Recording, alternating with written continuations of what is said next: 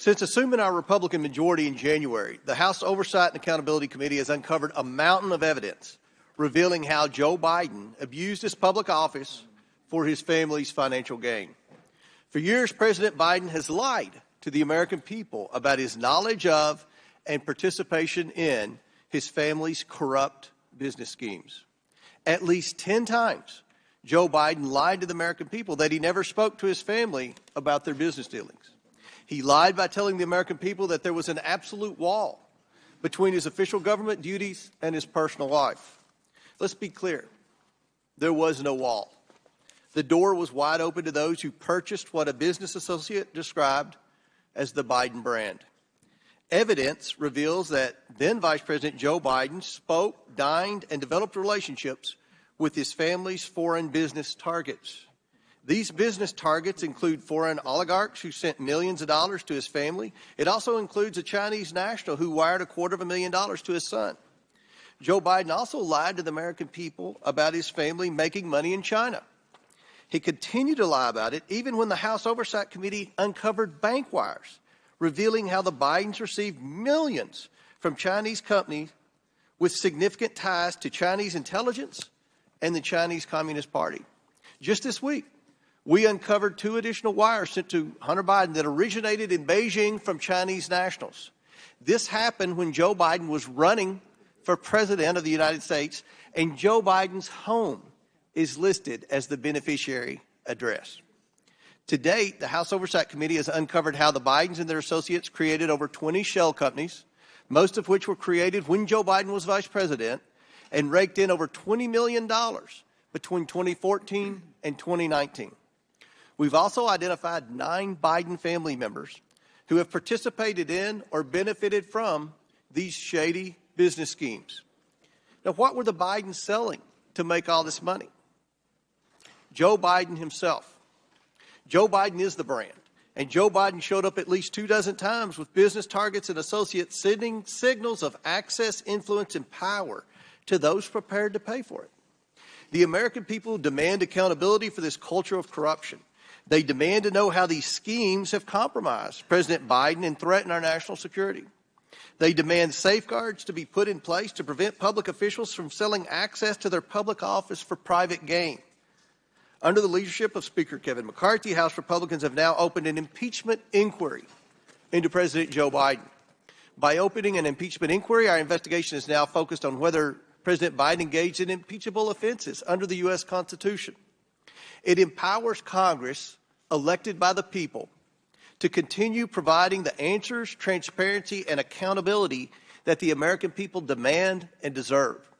All right, so let's get it straight. We're 62 hours away from shutting down the government of the United States of America, and Republicans are launching an impeachment drive based on a long debunked and discredited lie. No foreign enemy has ever been able to shut down the government of the United States, but now MAGA Republicans are about to do just that. But they don't want to cut off public services to the people and deny paychecks to more than 1 million service members without first launching an impeachment drive, even when they don't have a shred of evidence against President Biden for an impeachable offense.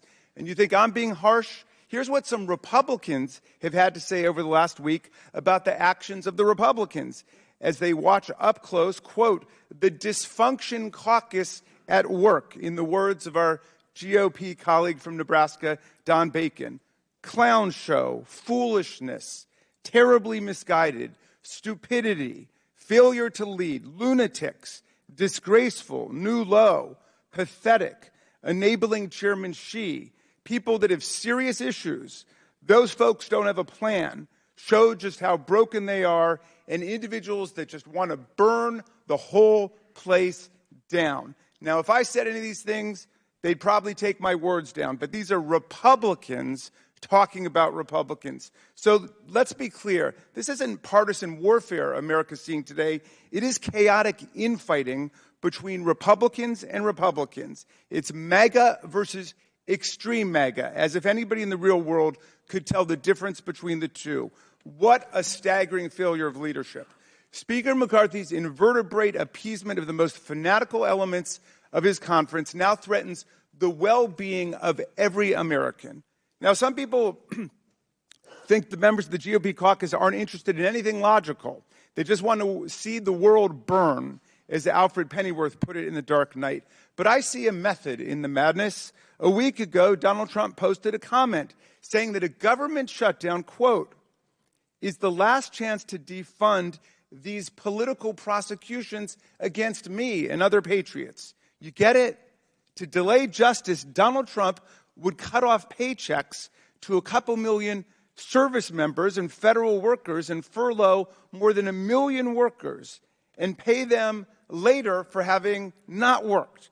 They would halt food assistance to millions of moms and kids and keep NIH in my district from enrolling any more patients in life and death clinical research trials. Trump's convinced that if we shut the government down, his 4 criminal prosecutions on 91 different felony and misdemeanor charges will be defunded and delayed long enough to keep him from having to go before a jury of his peers before the 2024 election. And like flying monkeys on a mission for the Wicked Witch of the West, Trump's followers in the House now carry his messages out to the world. Shut down the government. Shut down the prosecutions. But the cult master has another command for his followers, which brings us here today.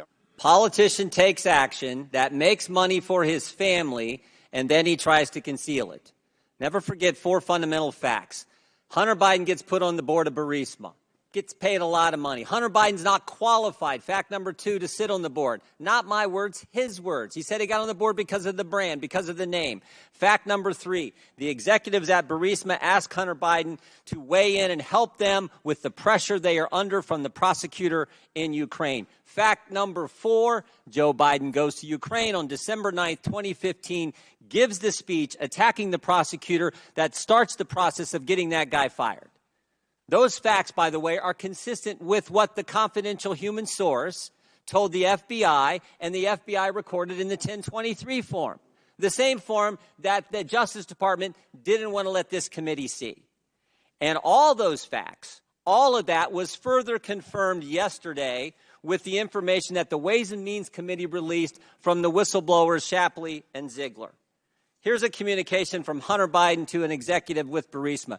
Devin and I do feel comfortable with Blue Star strategies and the ability of Sally and Karen to deliver. Hunter Biden put Burisma in touch with Blue Star Strategies. What were they going to deliver? Well, that was in a communication released yesterday as well. U.S. officials in Ukraine and in the United States need to express support for Burisma and Nikolai Zalsevsky to the highest level decision makers, the president of Ukraine, the president's chief of staff, and the prosecutor general. That's what they were going to deliver. And were they successful? The interior minister confirmed that Zolochevsky is no longer wanted. We won in less than a year communications between the folks at Blue Star and Eric Sherwin, who was Hunter Biden's business partner. Awesome work. Congratulations to you guys. Those are the communications. That's what they got done. This is a question of an impeachment inquiry. It is not a vote on articles of impeachment. In fact, I do not believe that the current evidence would support articles of impeachment. That is something that an inquiry has to establish. But I also do believe that the House has passed the threshold for an impeachment inquiry into the conduct of President Biden. President Biden has indeed spoken falsely about these foreign deals. The Washington Post and other newspapers have noted that some of his past comments are demonstrably untrue. President Biden was the focus of a multi-million-dollar influence peddling scheme. President Biden may have benefited from millions of dollars as a part of that scheme. Now, those facts should not be taken out of context. They're merely allegations, and they should not become presumptions of impeachable conduct.